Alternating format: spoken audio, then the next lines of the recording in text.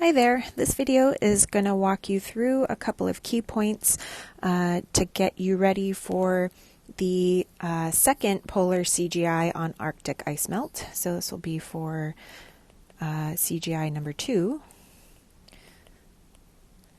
Okay, so you ever wonder how these phase diagrams that you're familiar with are constructed? Well, you're going to learn that right now. So it turns out that given some information about your enthalpies of your different transitions, whether it's fusion, vaporization, or sublimation, okay, that information can be put into what we call the Clapeyron equation, okay, which is given here as equation 8. And just a reminder, this is an excerpt from the handout on enthalpies of reaction that we've worked on in class. Okay, so the Clapeyron equation just gives us a measure of how the pressure changes with temperature. Okay, and that is related to the enthalpy of the transition we're interested in. Again, that is either the transition along the solid liquid, okay, so our fusion, the liquid vapor, also known as the vaporization, or the solid vapor transition, which would be the sublimation. Okay, and then we also need some information about the temperature that we're working at and the change in volume associated with that transition. So the change in volume between your solid and liquid, your solid and vapor, or your liquid and vapor.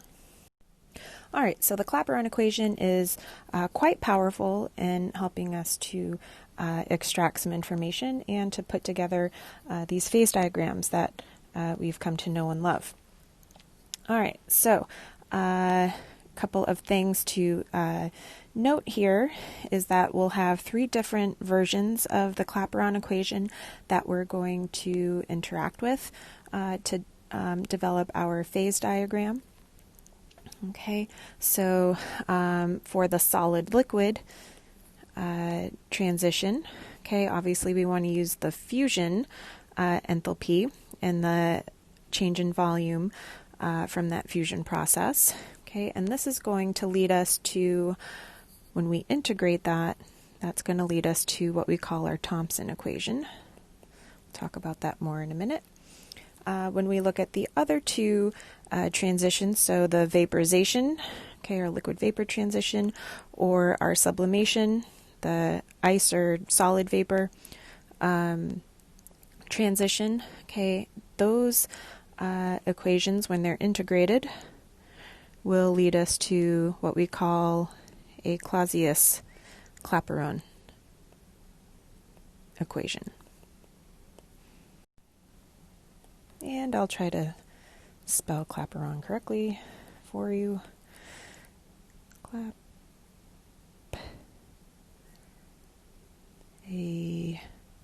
goodness.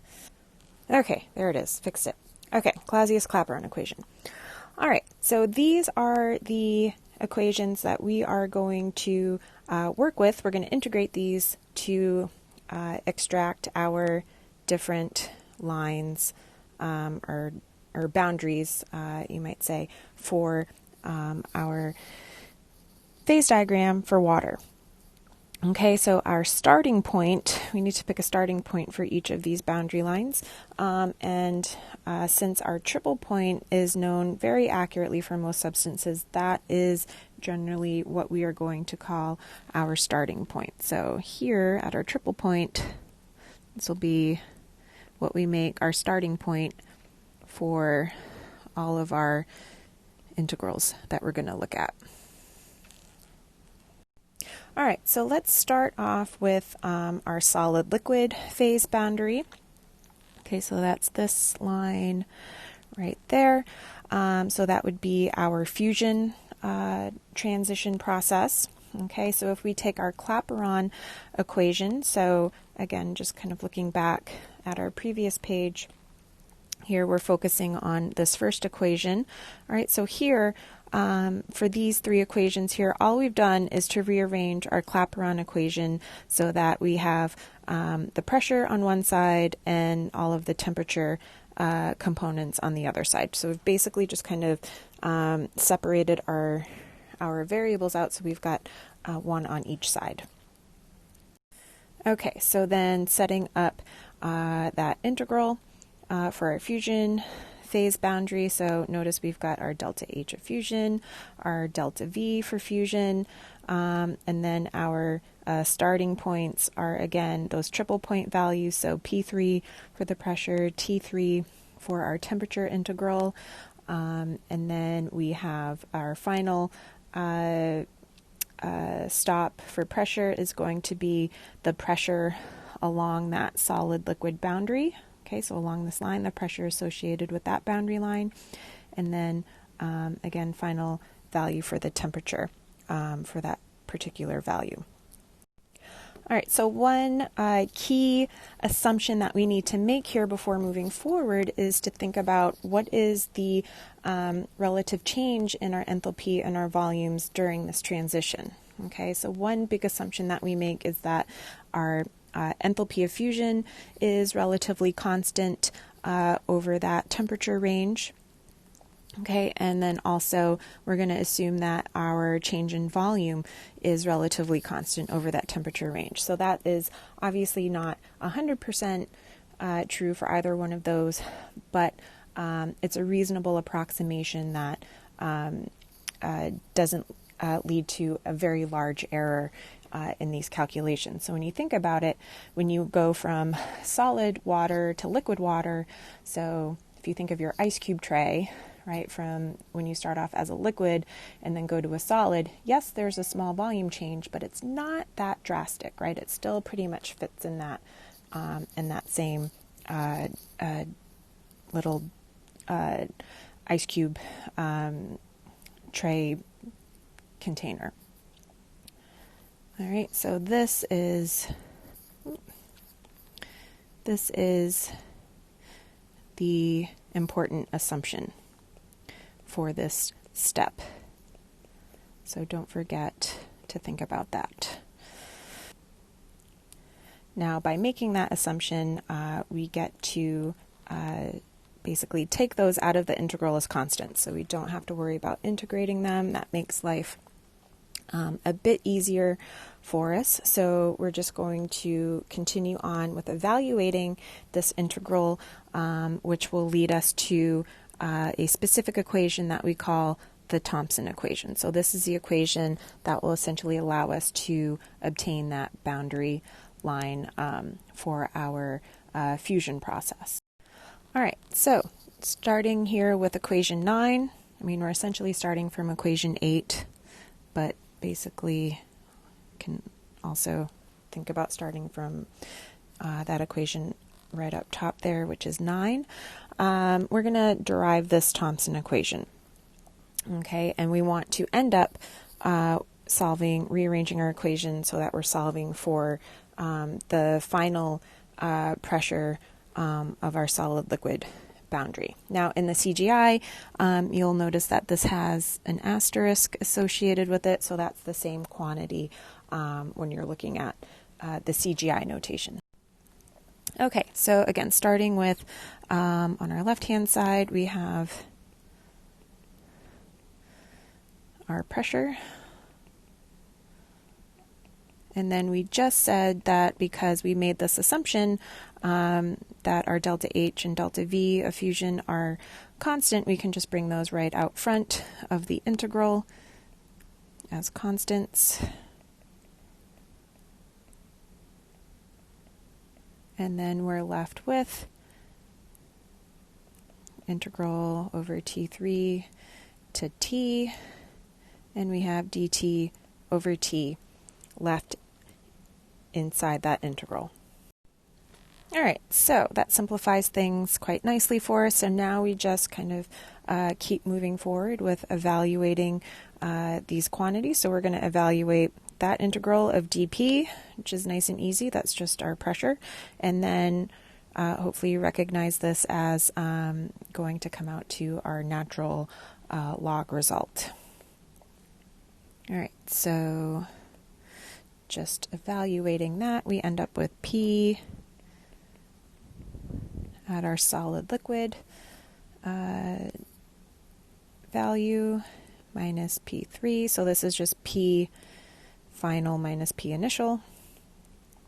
And then that is equal to, we still have our constants out front, so delta H and delta V effusion, and we have our natural log of T final over T initial.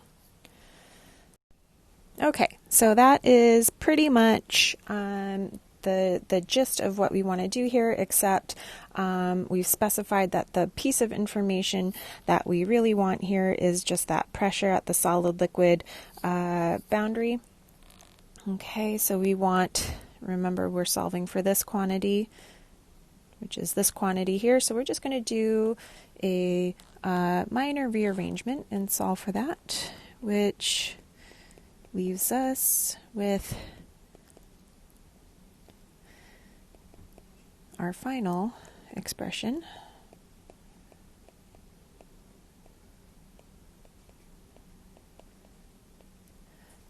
as such, and then this is our desired Thomson equation. Okay, so that was the derivation of the Thomson equation, and the other two derivations are meant to be left for you to try your hand at in preparation for the CGI, so I'm not going to take all the fun away from you at trying that, but I will give you a couple of pointers to get you started on there. So you're going to go through essentially the same kind of process here. You're going to set up your integral and then just continue through and evaluate it, but there's just a couple of tricks that will come in handy when you're dealing with your other two phase boundaries, so your liquid vapor, so that boundary, and your solid vapor boundary. So basically whenever you have a boundary along this vapor phase, you have to make a slightly different assumption that's going to help you out. Okay, so whereas before we said that our delta H and delta V of fusion were essentially constant, for the other two phase boundaries, delta V is not going to be constant. So think about the relative volume change that you get when you boil water, right? So you're going from liquid to gas phase, or in sublimation, right? Solid to vapor phase. That vapor phase has a much, much larger volume associated with it than either of our condensed phases, our solid or liquid phases. Okay, so we just need to make a new assumption when we're working with any kind of transitions involving our vapor phase. Okay, so keep this part in mind here. Okay, so the way we get around that is, again, remember your volume of your gas phase is much, much larger than your liquid or your solid. Okay, so for either one of those transitions. So what we can do is make the assumption that the volume of the gas is going to dominate that delta V. So we'll just say that our delta V is approximately the volume of the gas. Then, assuming that we have an ideal gas kind of behavior, we can just translate that into an expression for delta V. Okay, because remember, delta V is not constant. We're not going to just be able to take that out of our equation. Okay, but we can substitute in a different expression for it, again, based on that ideal gas law. All right, so going back to starting with our Clapeyron equation, or the rearranged version of the Clapeyron equation that we had previously. Okay, so again, remember we're looking at the change in pressure, which is related to our delta H, delta V, and our delta T, our dt. Okay, so again, we can't just pull out the delta V here. Okay, so we're going to just remind ourselves that our delta V vaporization is approximately nRT over P. Okay, and we will also set up our integral just as we did before. Okay, so we're going to plug in that new expression for our delta V. So we want nRT, we'll have a P up top, nRDT. Okay, so now we evaluate our integral. All right, so here again, starting at our triple point. So this is going to be P. We'll start with our liquid vapor version. You'll do a similar approach for the solid vapor, okay, but we'll just start with liquid vapor. And then again, we're integrating over T here, so T3 to T. All right, so now you can think about what to bring outside of your integral as constants. Okay, so you can simplify this a little bit, bring out the delta H vaporization and our NR in the denominator, and then we're left with all of our temperature components still inside the integral. So we have dt over t squared. Okay, so don't forget you still have this t from over here. Okay, and then also the t from your substitution in for your delta V. All right, so the rest is just your calculus. Okay, so evaluating these integrals. Okay, so integrating your pressure, integrating your temperature components. Okay, and then when all is said and done, remember you want to solve for that final pressure at the liquid vapor boundary. Okay, so we are solving for this quantity. So we want to finish that expression. So get everything else on the right-hand side. Okay, and that will be your derivation of the Clausius-Clapeyron equation. Okay, so remember that one is used for both your solid vapor and your liquid vapor boundaries. Okay, so I'll let you finish that up as part of your preparation for the second polar CGI. So take a stab at that and see how you do. Okay, so one last note that I just noticed on here is that we forgot to bring in our pressure. Remember, there's this pressure variable hanging out over here from when we plugged in the nRT over P substitution for our delta V expression. So just be careful there. We want to have I'll just put a P over here. So just remember we want to bring that over to our left-hand side. So all of our P's are on one side and all of our T's are on the other. So we actually have dP over P that we're going to integrate. And then that is equal to delta H over NR, T3 to T, dt over t squared. Okay, so this is the one that you want to work with. Again, just don't forget you've got that extra pressure variable on this one. Okay, so now the rest is up to you. See if you can integrate that and solve for P liquid vapor and derive your Clausius-Clapeyron equation. Good luck.